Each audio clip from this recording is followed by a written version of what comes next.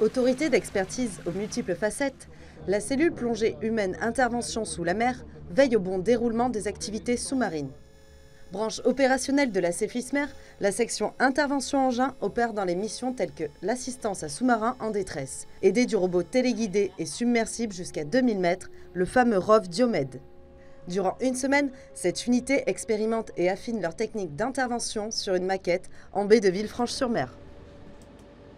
On intervient sur tout type de sous-marin en fonction des capacités de sauvetage de chaque sous-marin.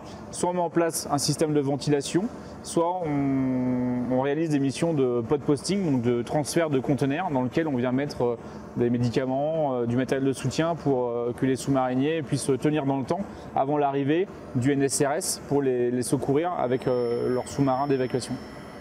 La deuxième mission de la SIE, c'est l'intervention sous la mer.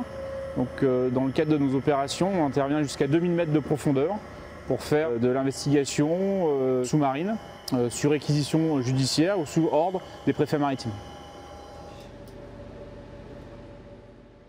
La section mène aussi des opérations anti-pollution. Comme récemment, lorsque le pétrolier Tagno, échoué depuis 1980 en Bretagne, se retrouve en présence de fuites d'hydrocarbures. La SIE intervient alors sur la brèche, au moyen de plaques obturatrices sur la coque du navire sinistré. C'est un métier qui est particulier parce que ça met en œuvre des robots et des engins qu'on n'a pas forcément l'opportunité de voir, même dans le monde civil en fait. On est dans un milieu très fermé, qui est très intéressant et surtout, la particularité de la section intervention engin, c'est qu'elle intervient là où l'homme ne peut plus intervenir dans la plongée sous-marine.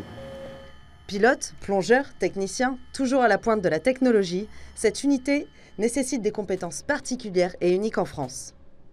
365 jours par an, 24 heures sur 24, disponibles en moins de 72 heures partout dans le monde, ils sont les premiers garants de la sauvegarde de la vie humaine avant l'arrivée des secours.